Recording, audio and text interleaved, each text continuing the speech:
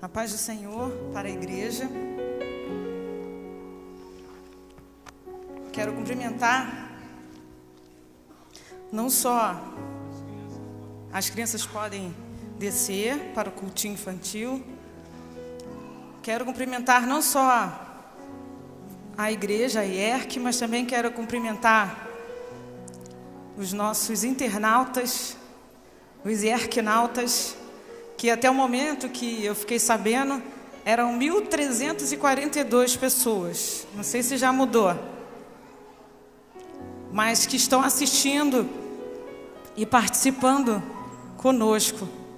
Queria que a igreja também desse um cumprimento para eles. Quem sabe a câmera pode assim mostrar a igreja, dizendo uma paz do Senhor para eles, dizendo Deus te abençoe. Vamos lá? É possível?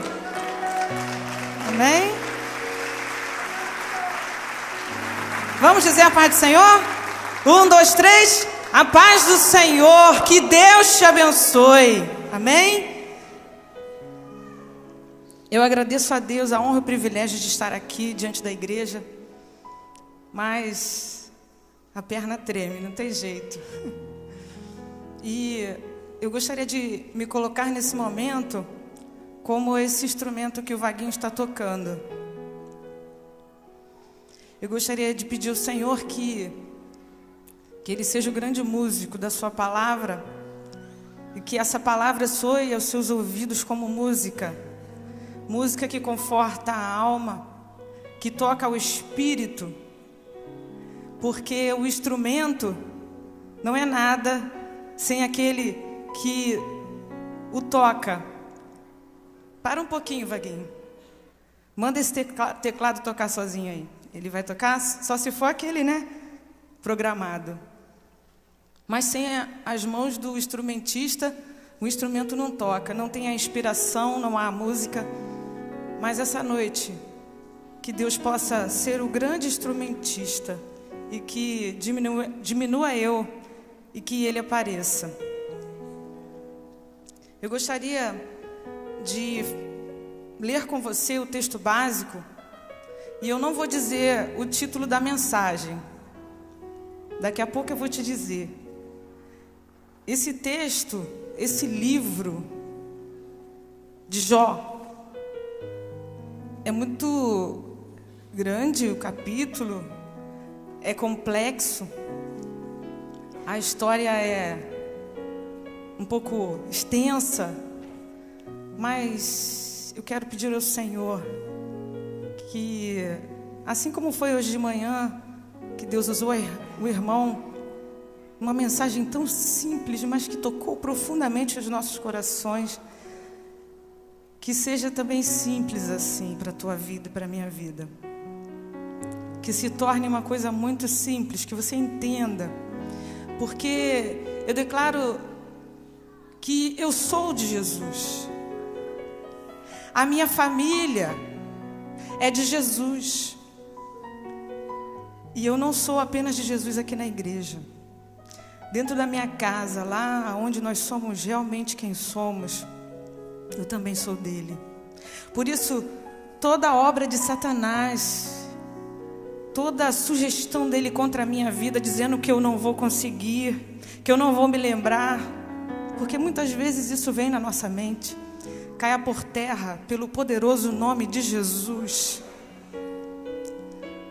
Porque Deus tem nos levado a um tema recorrente aqui na igreja, a falar sobre um mesmo tema.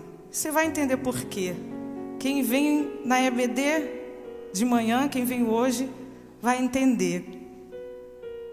E esse tema tem sido falar sobre o sofrimento.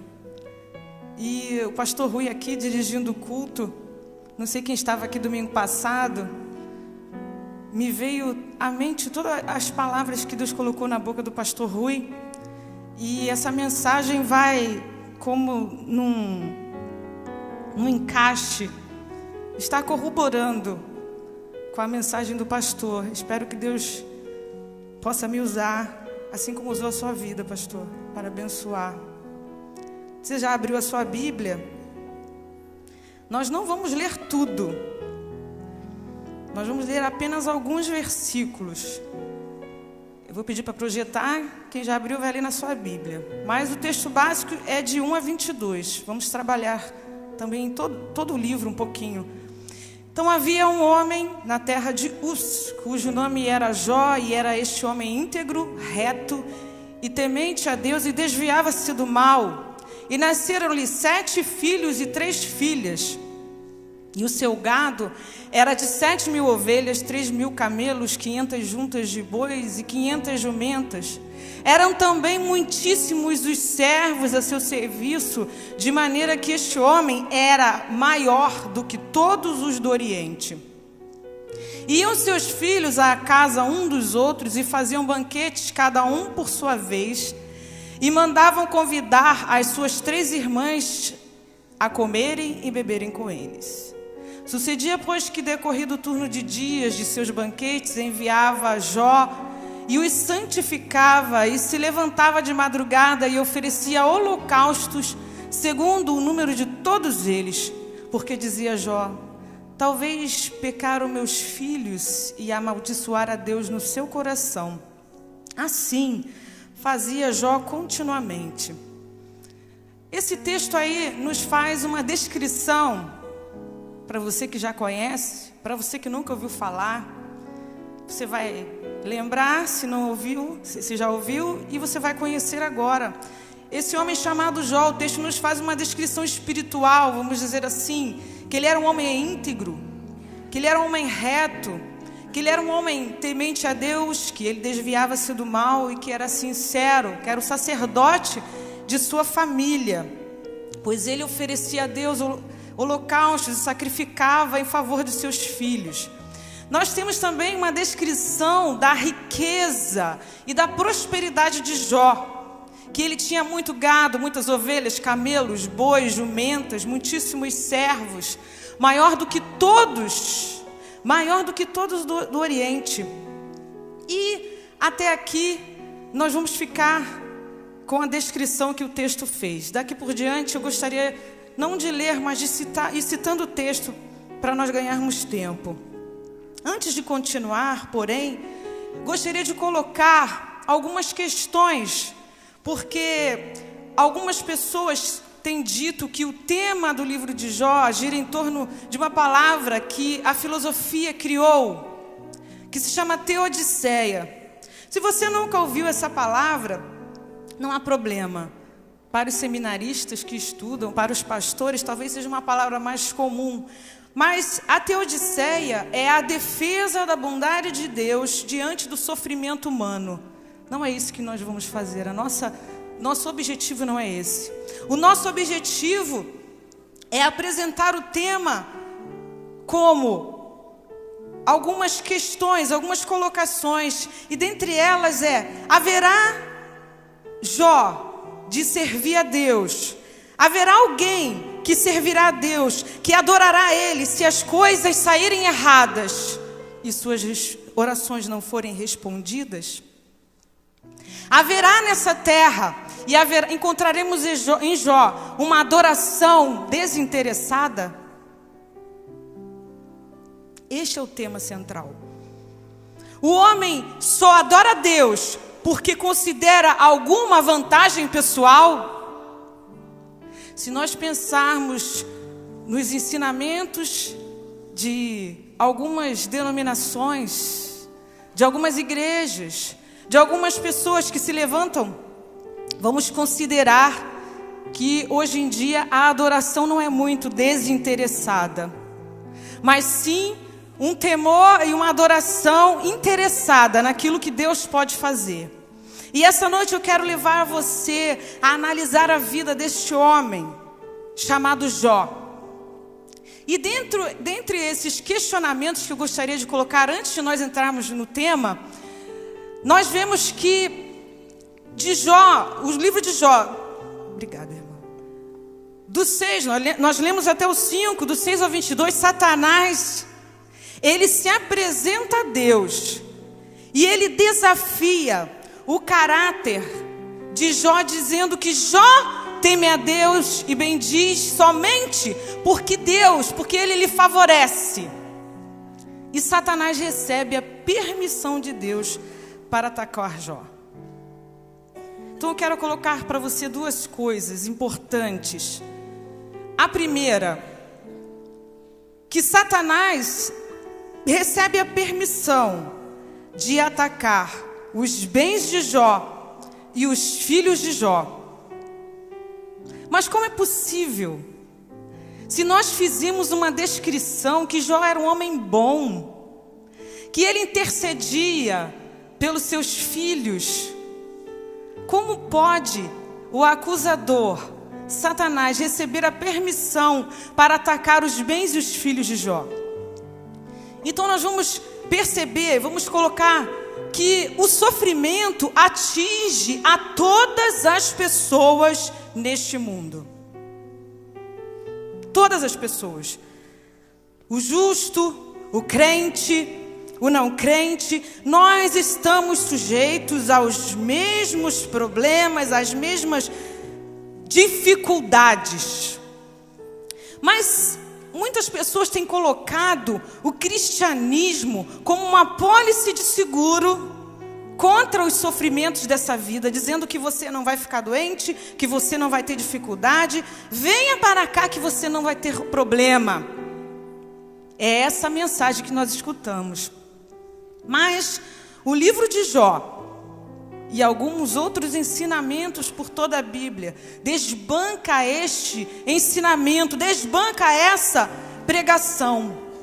O próprio Senhor Jesus, em Mateus capítulo 7, do versículo 25 ao 27, no finalzinho do Sermão do Monte, ele descreve ali dois tipos de pessoa. Uma pessoa que fundamenta a sua vida na rocha e de uma outra pessoa que fundamenta a sua vida na areia. Mas quando ele faz a descrição dessa casa, o fundamento é diferente, mas as tempestades são as mesmas. O vento é o mesmo que abate aquela casa, só que a que estava na areia cai, e a que estava firmada na rocha não cai. Então os sofrimentos são os mesmos. Irmão, quando você começar a ouvir algum ensinamento contrário a esse, dizendo que o cristianismo não te garante que você não vai sofrer mais. Se você olhar em alguma igreja que está escrito pare de sofrer, cuidado com este ensinamento. Porque o ensinamento de Jesus Cristo nos diz que nós vamos sofrer os mesmos ventos, as mesmas tempestades, os rios vão inundar. Mas o que nos diferencia é que nós temos como base a rocha. E essa rocha é o Senhor Jesus. E a casa não vai cair. Essa é a diferença. Porque nós vemos que esse ensinamento tem criado uma espécie de pessoas que vivem como ETs, que vivem fora de uma realidade. E nós vivemos, a partir de amanhã, numa realidade diferente dessa aqui. Diferente da realidade da adoração, do louvor, de estar em comunhão. É o dia a dia. É a realidade que traz para nós, que traz à tona nossa rotina, os nossos problemas. Mas o que vai diferenciar essa realidade? É aonde a tua casa está firmada. Outra questão que nós queremos colocar aqui, outra afirmativa, é que respostas e explicações nem sempre vamos encontrar. Os amigos de Jó, se você continuar a ler o texto, começam a duvidar, assim como Satanás, da integridade de Jó. Mas Jó apenas se defendia e ele não tinha respostas para dar. E semana passada nós vimos aqui a apresentação desse tema muito bem feita, muito bem elaborada pelo Espírito Santo, que usou a boca do pastor para dizer que nem sempre nós temos respostas às nossas orações. Não que devamos deixar de fazê-las, deixar de pedir, de clamar ao Senhor, mas que nem sempre essas respostas e explicações vão vir na hora. Porque Deus pode responder de 3 maneiras: não, sim e espere. E muitas vezes o espere de Deus é o total e completo silêncio.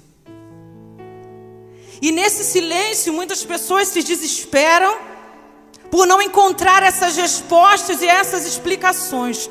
Mas eu digo a você que o Senhor nos deixou o seu Espírito Santo. E através da sua palavra, se você permanecer na posição, Ele dará resposta a você. Porque a Bíblia diz em João que o Espírito Santo nos ensinará todas as coisas. Mas muitas vezes nós saímos dessa posição da espera. E na verdade, a falta de esperança é o desespero. É a falta de esperança. Mas que essa noite Deus possa renovar a nossa esperança no Senhor. A nossa esperança nas suas promessas. Dentro dessas respostas e explicações, eu gostaria de colocar também que muitas vezes nos deparamos com vida justa e irrepreensível versus o sofrimento. Como se explica que você tem uma vida justa?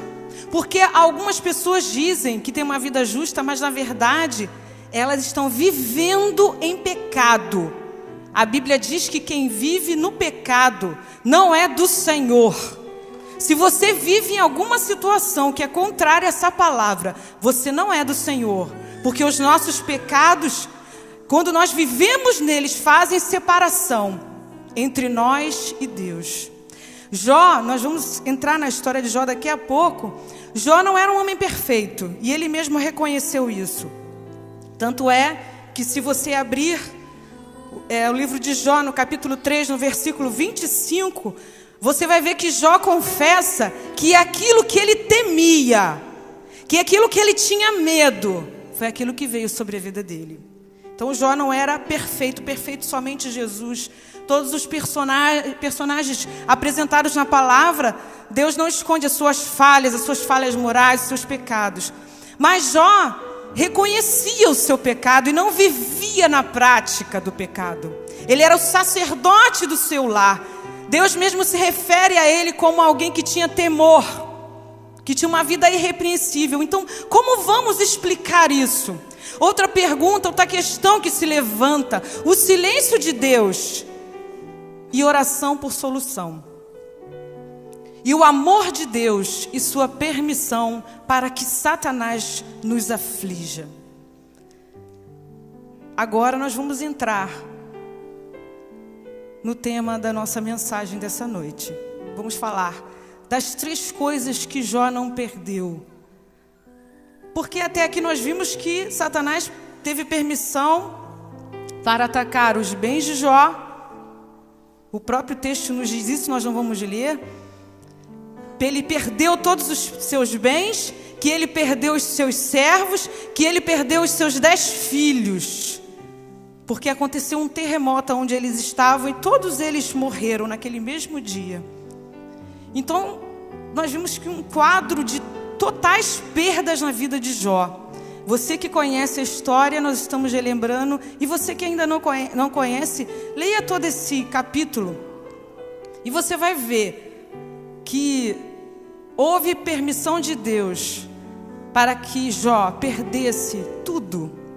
Mas nem tudo, porque 3 coisas Jó não perdeu e eu gostaria de me referir a elas, de acordo com o texto. A primeira coisa que Jó não perdeu foi a vida. Diz assim: então Satanás respondeu ao Senhor e disse: pele por pele, tudo quanto o homem tem dará pela sua vida.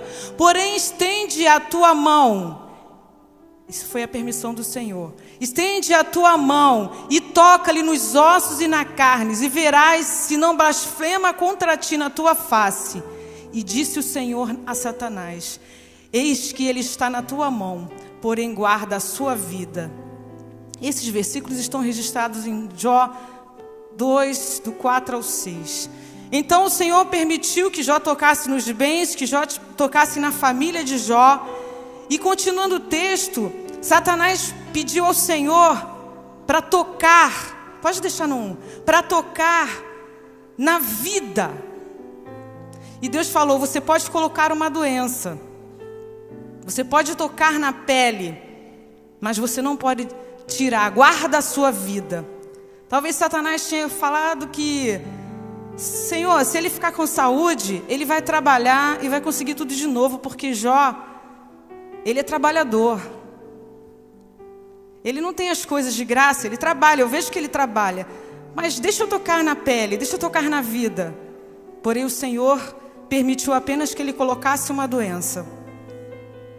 Talvez você que entrou aqui, ou você que me ouve, já tenha perdido as suas esperanças de encontrar a cura, porque você foi desenganado pelos médicos. Nós percebemos pela história de Jó, que Jó foi desenganado pelos médicos, porque a doença que Jó tinha, não tinha cura.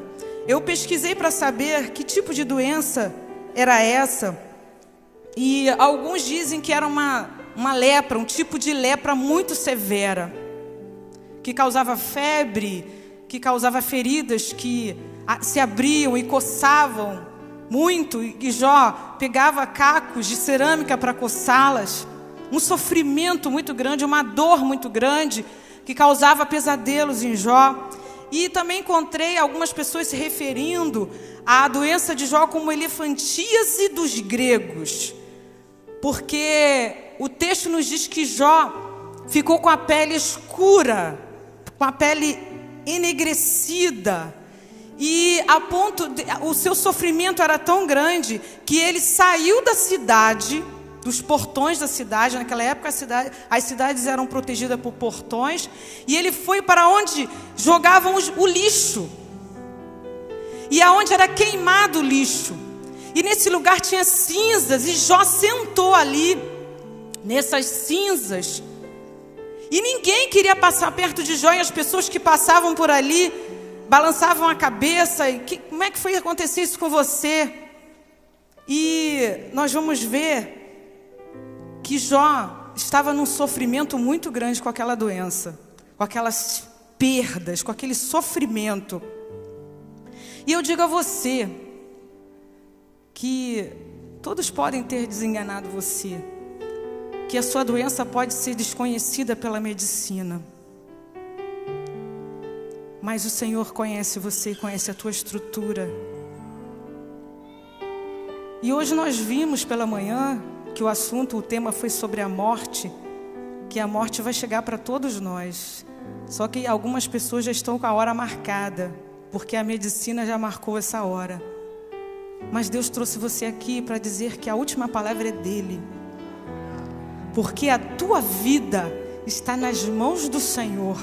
Pode se levantar qualquer um para dizer que não é assim, pode se levantar o diabo pedindo a tua vida, mas a última palavra é do Senhor, e Ele pode mudar a tua sorte. Quando você confia que Deus está no controle da situação, você pode passar pela doença, você pode perguntar ao Senhor por quê, mas no final pode ser totalmente diferente do que você imagina. Porque para todas aquelas pessoas da cidade, o fim de Jó era a morte física. Não tinha mais jeito.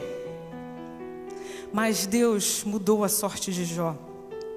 E Ele não mudou só a sua enfermidade em cura, em vida, mas Ele mudou a vida de Jó, e nós vamos ver isso daqui a pouco.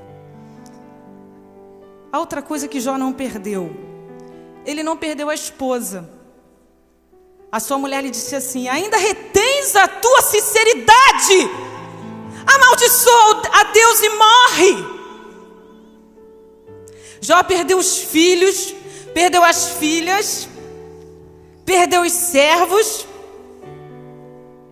Mas Deus conservou em vida a sua esposa.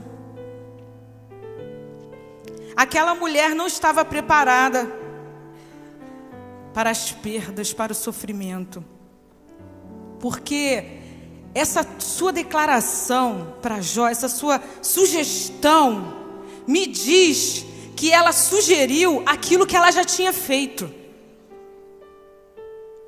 Em outras versões, esse amaldiçoa está traduzido como renuncia, abandona, deixa de acreditar, desiste desse Deus e morre.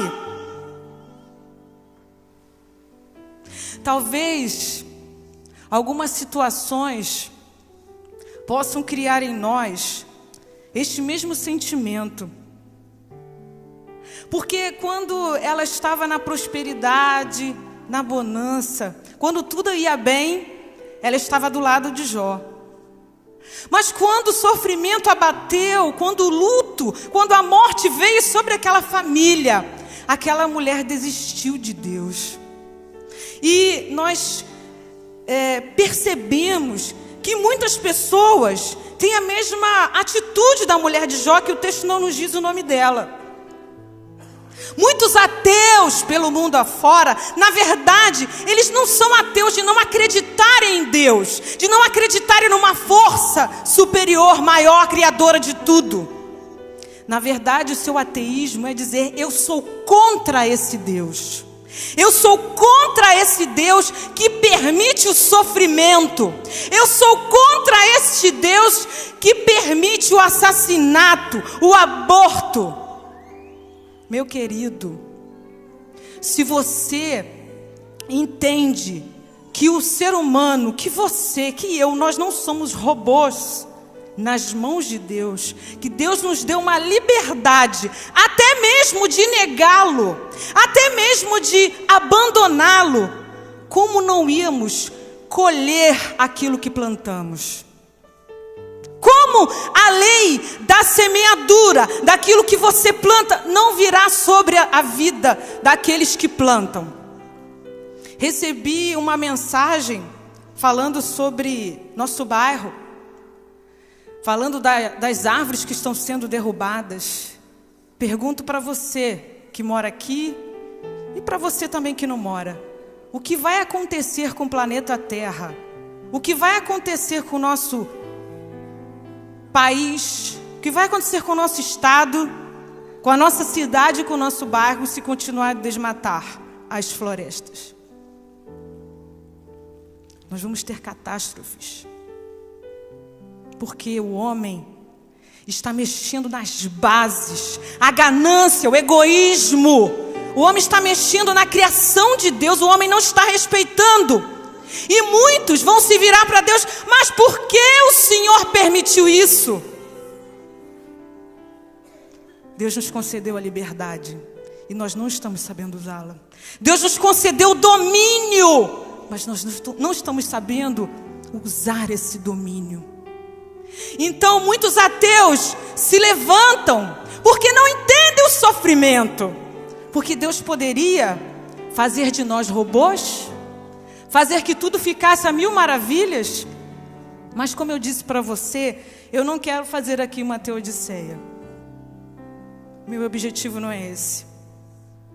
Eu quero falar para pessoas tementes a Deus. Eu quero atingir o seu coração, que está em dificuldade, que está em sofrimento, que está passando por algum momento em que você não encontra respostas ou explicações. E que chega alguém muito próximo para você e diz: cadê o teu Deus? Larga esse Deus, larga essa igreja, sai disso.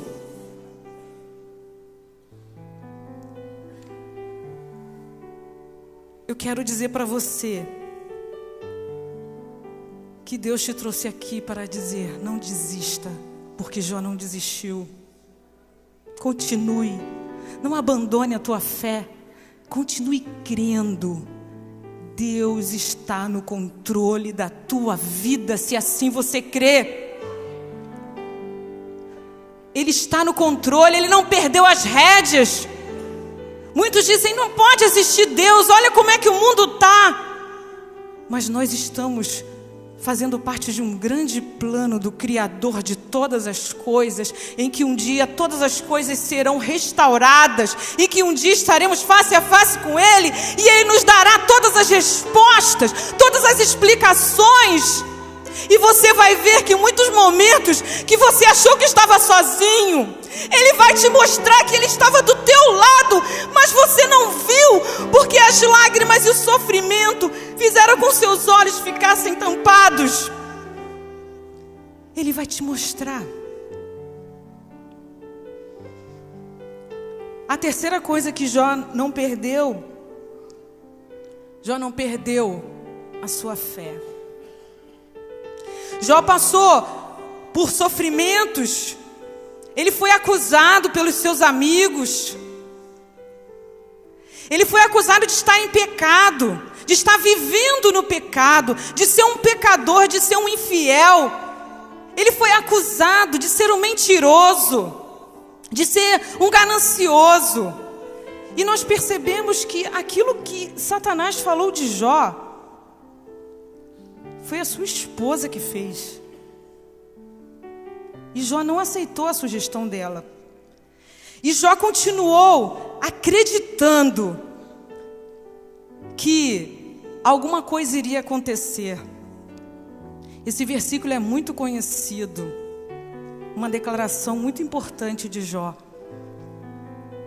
E toda essa história de sofrimento, de amargura, em que alguns desistem da fé, em que alguns recebem sugestões de pessoas próximas, que desistem de Deus, que desistem da fé. Nós ouvimos as palavras de Jó, que ecoam pelo tempo, e chegam até nós essa noite, que diz assim: eu sei que o meu Redentor vive, eu sei, ninguém me contou, ninguém me falou, mas eu sei que o meu Redentor vive, e que por fim se levantará sobre a terra, e depois de consumida a minha pele, contudo ainda na minha carne eu verei a Deus, vê-lo-ei por mim mesmo, e os meus olhos e não outros o contemplarão, e por isso os meus rins se consomem no meu interior. Se você pesquisar em algumas versões, essa palavra redentor pode ser traduzida como vingador, justificador, resgatador. E o que é interessante é que no capítulo 16, versículo 19, Jó menciona alguém fora ele e fora Deus, alguém a mais, como que representando um advogado no céu. E nesse versículo nós vemos que o advogado, o redentor, o vingador se levantará sobre a terra. Jó estava apontando para alguém que andou sobre essa terra, que é divino e que foi homem, e que está intercedendo por nós, que é Jesus Cristo. Ele cria que um redentor por fim se levantaria sobre a terra, e assim será na sua vida. Porque se a tua vida está nas mãos do Senhor Jesus Cristo, Ele vai se levantar sobre a terra, sobre os céus, como teu advogado. As pessoas que têm se levantado contra você, e que muitas vezes o nosso eu, o nosso homem interior, quer se vingar, quer se levantar contra aquela pessoa. Mas Deus diz para você: não, eu sou o teu redentor, eu sou o teu vingador. O que temos que fazer é confiar, é não perder a fé. E sabe, irmãos, eu poderia encerrar essa história dizendo para você que Deus destituiu o estado de Jó. Lá no último capítulo de Jó, se você quiser abrir, no finalzinho, lá no versículo 10 do capítulo 42. Lá no finalzinho, eu poderia falar para você que Deus restituiu, e é verdade, Deus restituiu os bens em dobro. Deus restituiu a saúde. Mas eu quero falar essa noite de outra restituição, que em muito tem faltado. Porque o que adianta sermos bem-sucedidos nessa terra e não vivermos na presença do Senhor?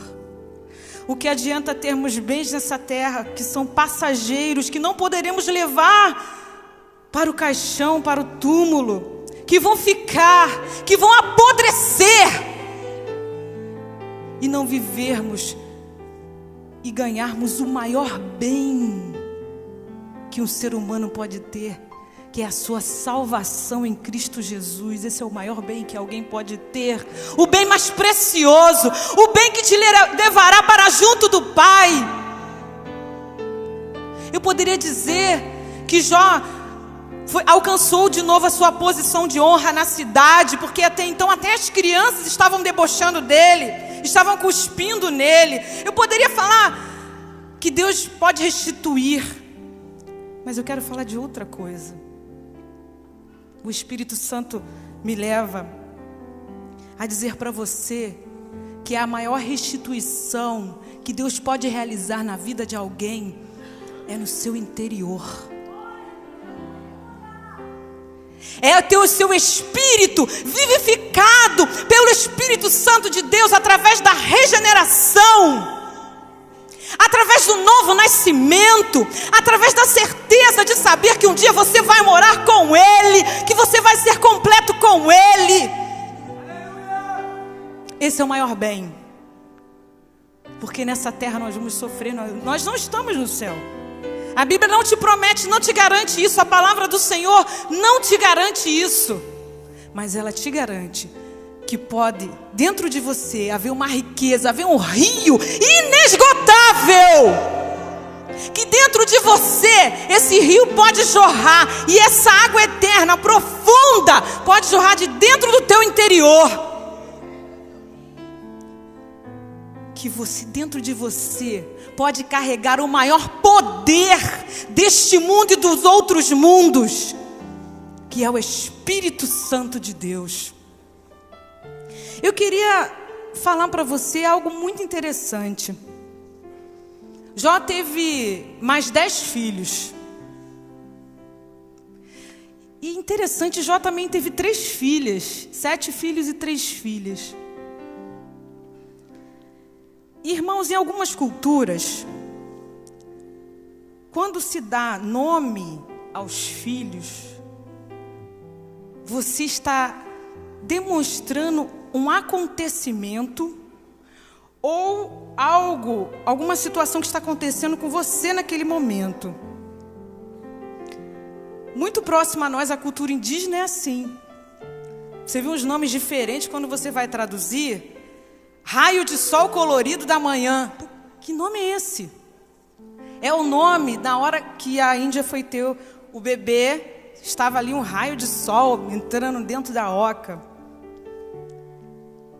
E eu vejo que Jó, ele deu 3 nomes muito interessantes para suas filhas. Eu não sei se você já tinha visto isso. Eu não tinha visto. A primeira foi Gemima. As mães que estão grávidas aí, olha que nome lindo. Gemima.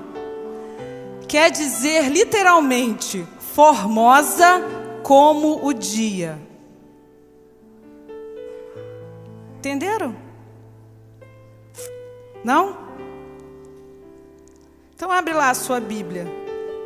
Em Jó 30, 28.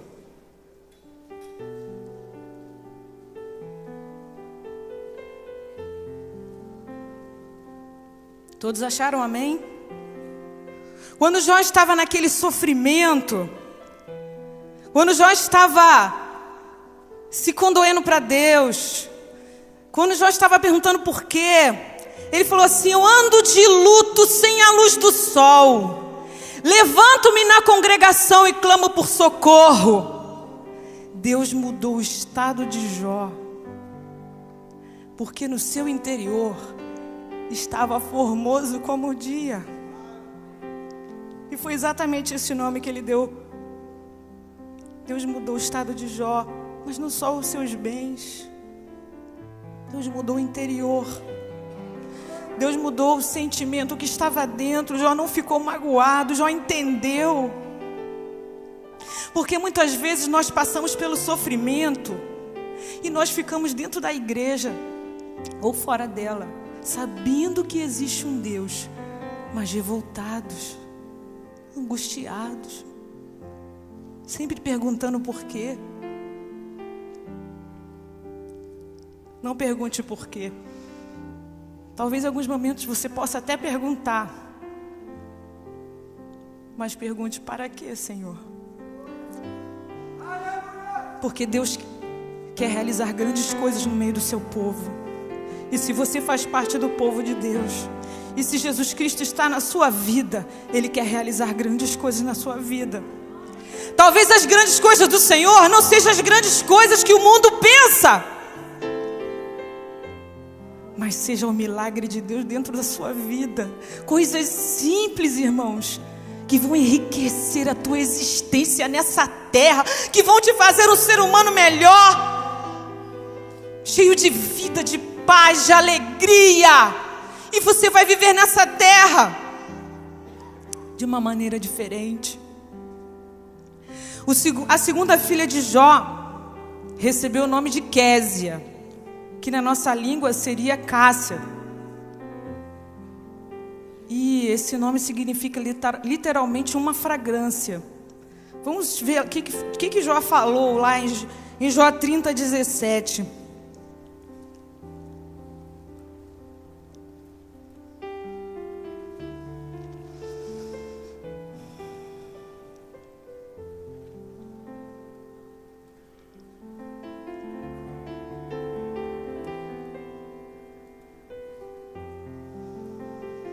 A noite me verruma os ossos e os desloca, e não descansa o mal que me rói.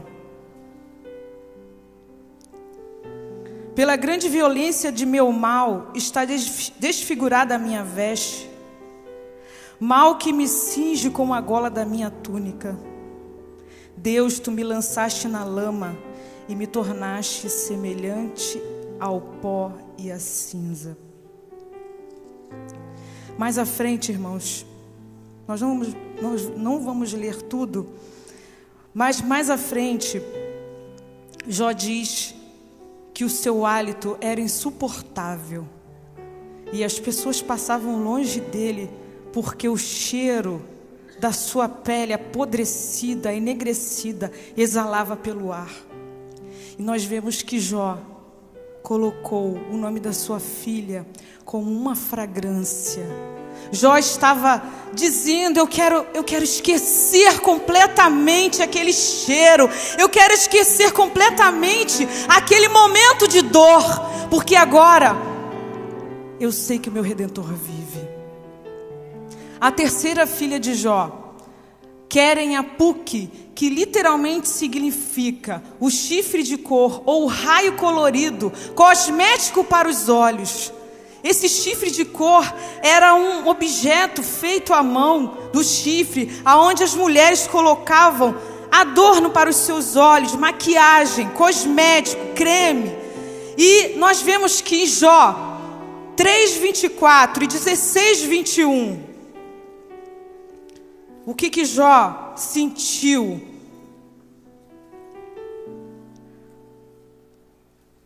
Porque em vez do meu pão me vêm gemidos, e os meus lamentos se derramam como água. E 16:21.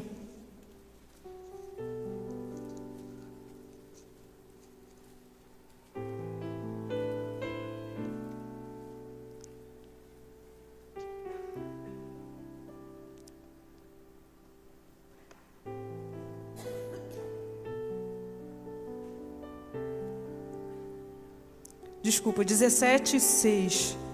Mas a mim me pôs por provérbio dos povos, tornei-me, 17, versículo 6, desculpem. Mas a mim me pôs por provérbio dos povos, tornei-me como aquele em cujo rosto se cospe, pelo que já escureceram de mágoa os meus olhos, e já todos os meus membros são como a sombra. Deus mudou a sorte de Jó, mas Deus mudou o seu interior. Deus olhava para a sua filha e lhe deu o nome de Keren Apuk, porque Jó já não queria mais se lembrar que as pessoas cuspiam no seu rosto, que o seu rosto estava desfigurado, que os seus olhos estavam escurecidos de não dormir, de ter pesadelos, estavam escurecidos de mágoa. Mas agora ele queria lembrar que Deus transformou a sua vida, transformou a sua sorte. E para encerrar, irmão, essa mensagem, eu quero que você abra em Jó 42:5.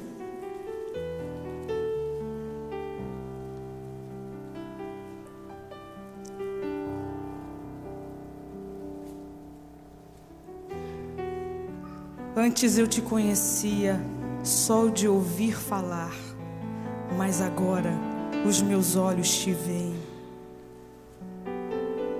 Deus mudou a sorte de Jó, e Deus quer mudar a nossa sorte. Mas Deus não quer resolver os seus problemas externos, aquilo que você pode ver. Deus quer começar pelo seu interior, pela sua vida, pelos seus sentimentos, por aquilo que você tem pensado, por aquilo que você carrega dentro de você.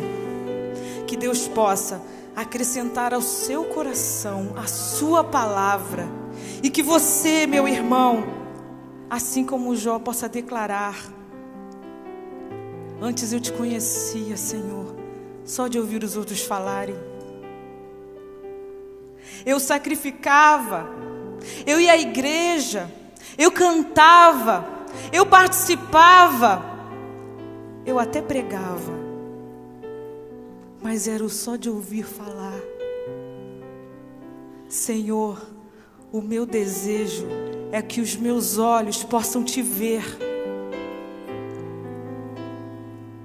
E quando nós entendemos que os olhos de Jó viram o Senhor, não foi uma fala literal, porque o Senhor estava falando com ele nesse momento de um redemoinho.